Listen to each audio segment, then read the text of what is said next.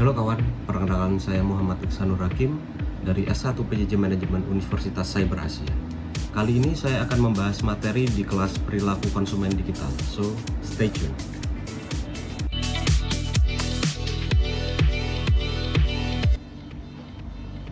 Oke, kita langsung ke materinya. Ini adalah soal UTS yang diberikan oleh dosen saya, Ibu Jian Romadana.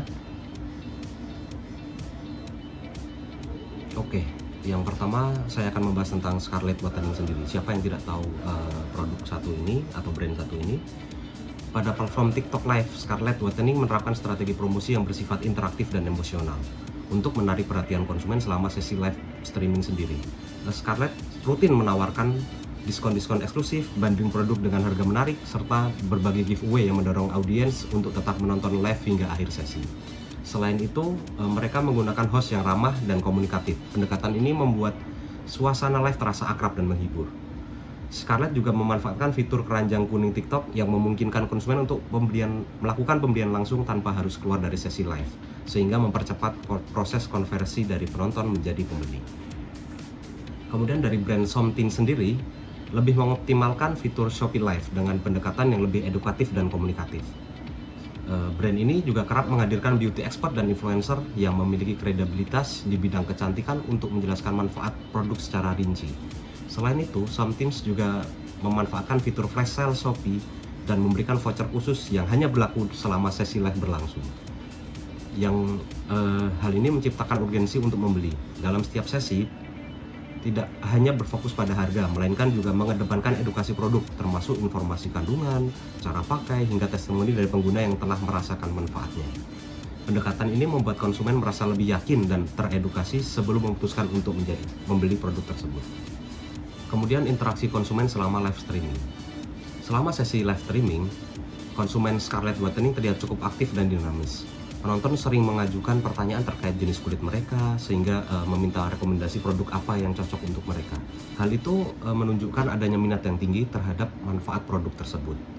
Selain itu, ada momen-momen di mana host mengumumkan adanya giveaway, sehingga hal ini memicu adanya antusiasme ditandai dengan lonjakan komentar dan partisipasi yang tinggi dari penonton.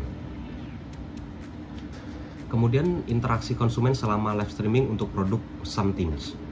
Selama live streaming ini, Something seringkali melakukan intensitas yang lebih terstruktur dan informatif. Konsumen aktif berkomentar dengan bertanya seputar kandungan, bahan aktif, manfaat produk, dan cara pakai yang tepat, menunjukkan ketertarikan yang lebih rasional dan berbasis pengetahuan. Host memandu sesi pun secara konsisten membaca dan menanggapi komentar penonton, sehingga tercipta komunikasi dua arah yang aktif. Pendekatan ini tidak hanya menjaga atensi audiens, tetapi juga membangun kredibilitas dan brand melalui interaksi langsung berbasis edukasi. Kemudian peran influencer selama live streaming.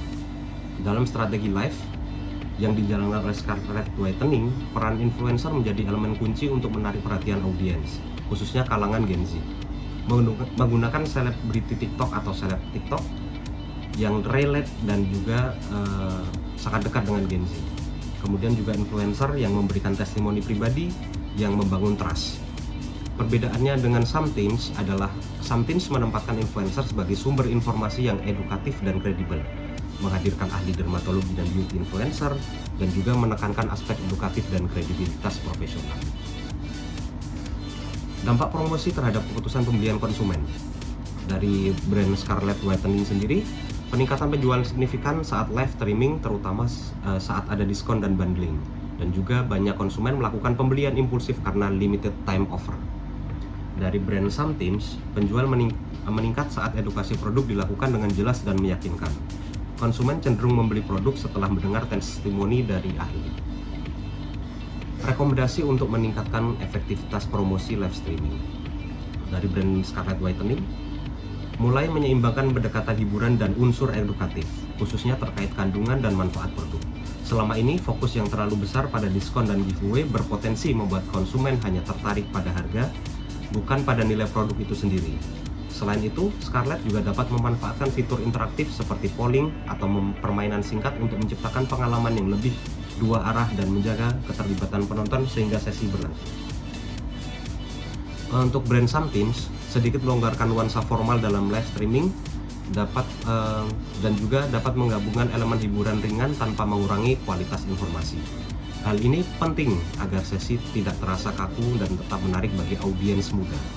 Selain itu, menambahkan jumlah kuota flash sale atau voucher eksklusif selama live juga dapat menjadi insentif yang efektif untuk mendorong pembelian secara cepat, terutama bagi penonton yang sudah tertarik namun menunda karena mungkin banyak pikiran harga dan Scarlett lain-lainnya.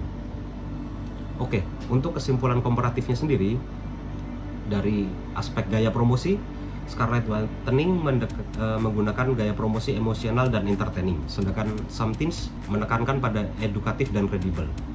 Kemudian dari aspek target audiens, Scarlett Whitening menargetkan remaja dan Gen Z, sedangkan Somethings menargetkan audiens dewasa muda dan skincare aware.